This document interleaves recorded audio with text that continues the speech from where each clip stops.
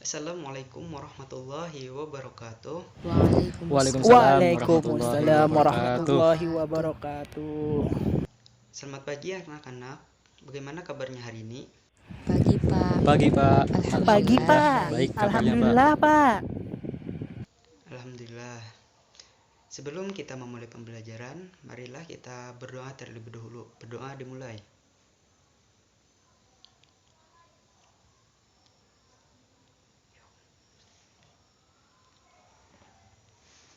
Doa selesai. Sebelum kita memulai pembelajaran, Bapak izin untuk mencek kehadiran kalian. Sofi, Hadir Pak. terus Hamsiah, Hadir. Jaina, Hadir. dan yang terakhir Ardiansyah. Hadir Pak. Alhamdulillah semuanya hadir pada pembelajaran hari ini. Kemudian Bapak meminta izin untuk menampilkan PPT yang akan kita bahas pada hari ini. Baik, Baik, siap Pak. Pak. Jadi pada pembelajaran hari ini kita ilustrasikan seperti gambar tersebut. Misalkan ada seseorang berlari di atas treadmill dengan pergerakan yang konstan. Selanjutnya, pelari tidak bergerak maju ataupun mundur karena kecepatan apapun ia berlari maju, treadmill akan membuatnya bergerak mundur.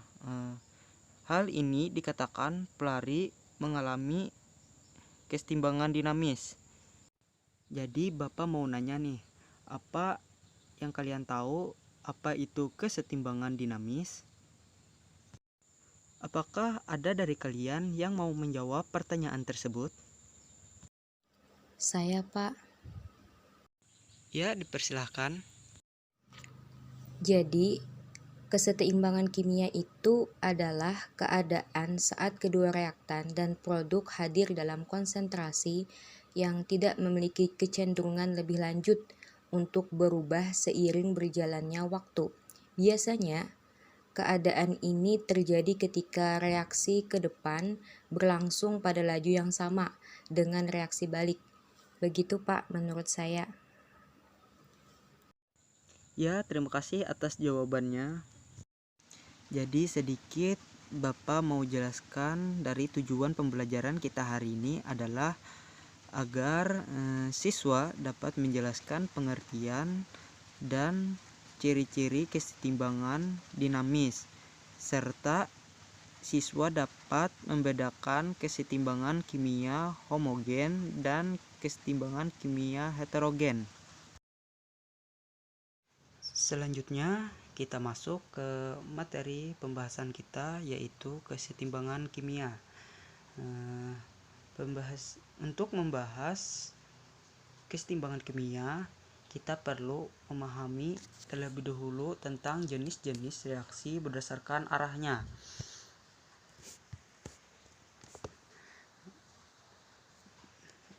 Reaksi kimia dapat dibedakan menjadi dua, yaitu reaksi satu arah atau irreversible.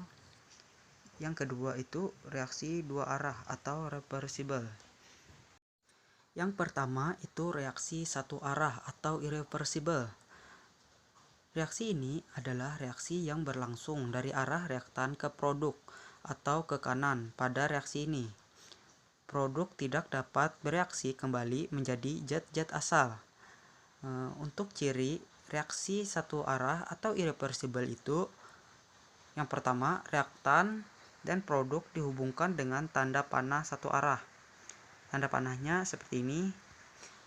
Yang kemudian yang kedua, reaksi akan berhenti setelah salah satu atau semua reaktan habis.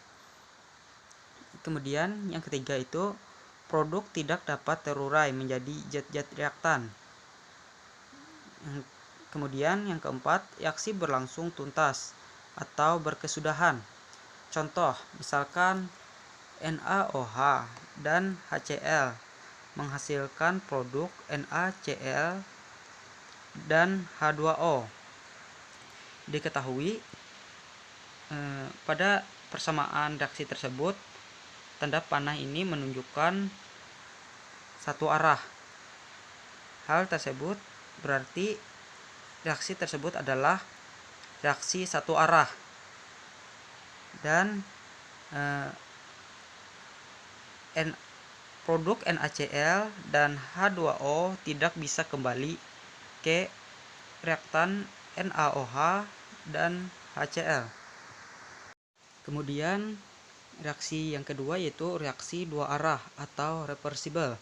Reaksi ini adalah reaksi yang dapat berlangsung dari reaktan ke produk atau ke kanan, dan juga sebaliknya dari produk ke reaktan atau ke kiri. Untuk ciri-ciri reaksi dua arah atau reversible ini, yang pertama, reaktan dan produk dihubungkan dengan tanda panah atau dua arah. Tandanya seperti ini, tanda bolak-balik ke kanan dan ke kiri. Kemudian yang kedua itu reaksi ke arah produk disebut reaksi maju, ke arah reaktan disebut reaksi balik. Contoh, misalkan Na2 dan 3H2 menjadi 2NH3. Sebaliknya, jika produk dibalik menghasilkan kembali menjadi, misalkan 2NH3 tadi keduknya kembali menjadi reaktan yaitu N2 dan 3H2. Jika kedua reaksi tersebut digabungkan, maka akan menjadi Na2 dan 3H2 menghasilkan 2NH3. Jika produk itu kembali ke reaktan, maka 2NH3 itu kembali menjadi N2 dan 3H2. Pada persamaan reaksi tersebut ditunjukkan dengan tanda panah dua arah atau bolak-balik. Itu menunjukkan bahwa reaksi tersebut adalah reaksi reversible. Kemudian untuk memahami kesetimbangan dinamis, perhatikan gambar kesetimbangan air dalam bentuk cair dan gas dalam sistem tertutup tersebut. Apabila air dalam sistem tertutup dipanaskan, maka molekul air akan menguap menjadi uap air. Dapat kita buat persamaannya, yaitu H2O liquid menjadi H2O gas.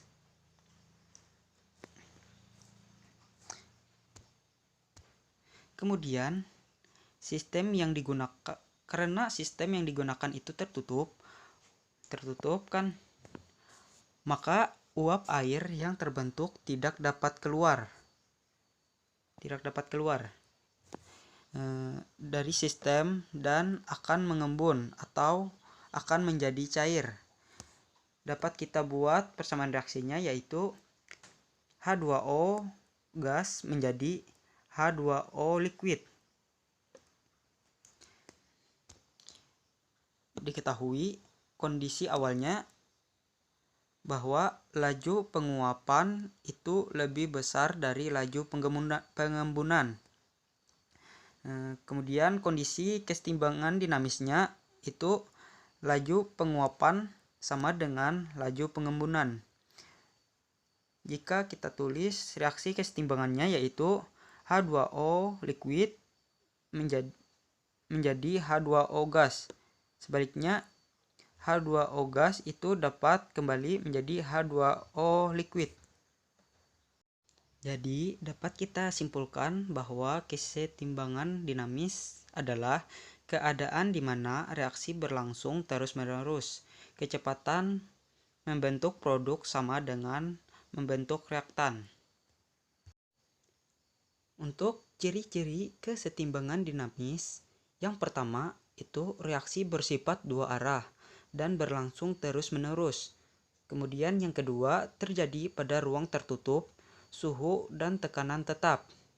Kemudian yang ketiga, laju reaksi ke arah produk itu sama dengan laju reaksi ke arah reaktan, atau bisa kita artikan laju ke kanan sama dengan laju ke kiri. Kemudian yang keempat itu tidak terjadi perubahan mikroskopis, yaitu perubahan yang dapat dilihat secara kasat mata, sehingga reaksi seolah-olah sudah selesai, akan tetapi tetap terjadi perubahan secara mikroskopis, yaitu perubahan pada tingkat partikel yang tidak dapat dilihat secara kasat mata. Secara grafik, perubahan konsentrasi reaktan dan produk dari awal reaksi hingga tercapainya kondisi kesetimbangan dinamis itu dapat dilihat pada gambar yang ini. Kondisi awal reaktan itu dalam kondisi maksimum, sedangkan kondisi produk itu belum terbentuk. Setelah reaksi tersebut berlangsung, konsentrasi reaktan itu akan menurun, sedangkan konsentrasi produk itu akan bertambah.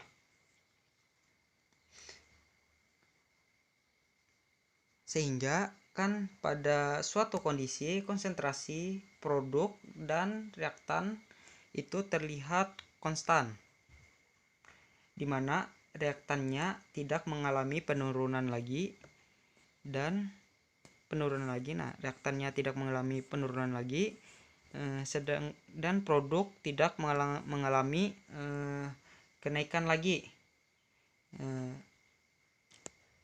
Itulah kondisi yang kita bisa sebut dengan kondisi kesetimbangan dinamis. Kemudian untuk jenis-jenis kesetimbangan dinamis itu terdapat dua jenis, yaitu kesetimbangan homogen dan kesetimbangan heterogen. Kemudian kita jelaskan satu-satu. Untuk kesetimbangan homogen itu adalah jika semua zat yang terlibat berada pada fase yang sama, maksudnya itu wujudnya yang sama. Misalkan gas itu sama wujudnya dengan gas. Misalkan reaktan itu memiliki wujud gas, kemudian produknya itu berwujud gas juga. Kesetimbangan homogen dapat berupa sistem gas-gas atau cair-cair. Contohnya misalkan kesetimbangan sistem pada gas-gas. 2SO2 berwujud gas dan O2 berwujud gas itu menghasilkan 2SO3 yang berwujud gas juga. Jadi dapat kita lihat bahwa wujudnya sama semua. Jadi itu menandakan bahwa ini adalah kesetimbangan homogen. Kemudian contohnya yang di bawah untuk sistem cair-cair. Misal contohnya NH4OH aqueous itu kembali menjadi NH4 plus aqueous dan OH min aqueous atau cair dalam wujud cair. Diketahui kan NH4OH itu wujudnya cair, kemudian NH4 itu berwujud cair juga, dan OH berwujud cair juga. Nah, dapat kita lihat kan ini wujudnya sama. Itu menandakan bahwa kesetimbangan itu adalah kesetimbangan homogen. Persamaan itu adalah persamaan dari kesetimbangan homogen. Kemudian kesetimbangan heterogen. Kesetimbangan heterogen itu adalah jika zat yang terlibat tidak berada pada fase yang sama. Maksudnya wujudnya itu tidak sama. Kesetimbangan heterogen untuk melibatkan komponen-komponen padat dan gas atau cair dan gas. Contohnya misalkan kesetimbangan sistem padat dan gas. Kan produknya ini adalah CaCO3 dalam wujud padat. Kemudian kembali menjadi reaktan CaCO dalam wujud padat dan CO2 dalam wujud gas. Dapat dilihat bahwa kesetimbangan pada sistem ini berbentuk padat dan gas. Itu menunjukkan bahwa persamaan reaksi tersebut adalah kesetimbangan homogen. Kemudian contoh selanjutnya yang bagian bawah itu kesetimbangan sistem cair dan gas. Misalkan Ag2CrO4 padat. Dalam keadaan padat itu kembali atau menjadi reaktan 2Ag+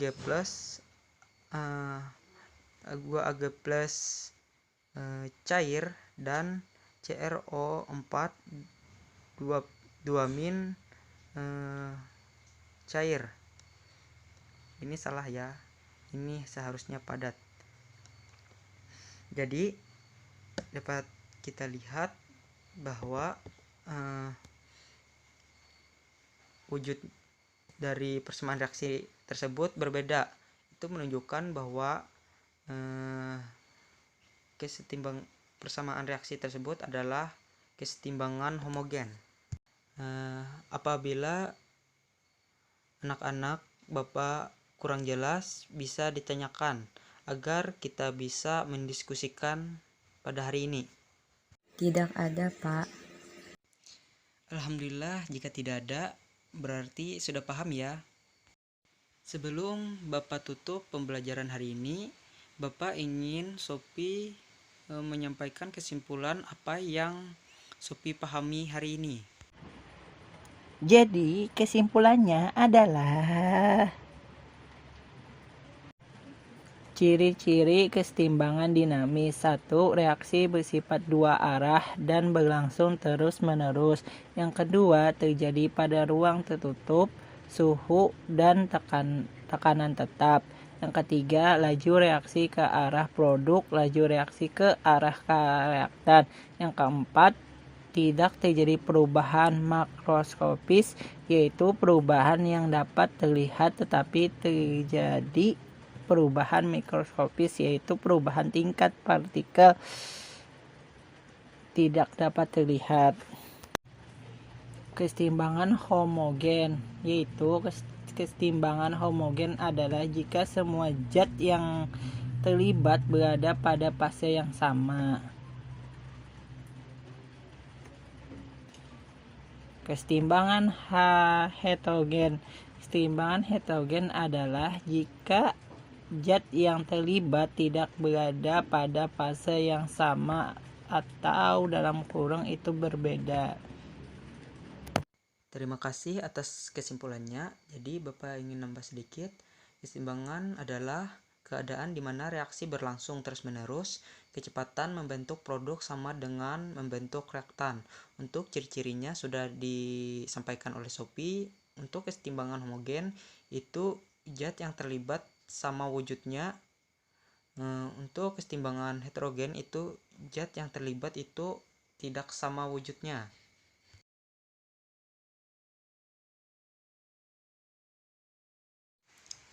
Sebelum Bapak tutup, Bapak ingin mengasih kalian latihan untuk sejauh mana kalian paham dalam pembelajaran hari ini. Bapak beri 4 soal dan dikumpul pada minggu depan. Alhamdulillah, pembelajaran kita sudah selesai. Semoga apa yang kita pelajari pada hari ini bermanfaat untuk kita semua. Terima kasih atas partisipasinya. Kita tutup pembelajaran hari ini dengan mengucapkan hamdalah. Alhamdulillah. Bapak tutup. Assalamualaikum warahmatullahi wabarakatuh. Waalaikumsalam Waalaikumsalam warahmatullahi Terima kasih Pak. wabarakatuh.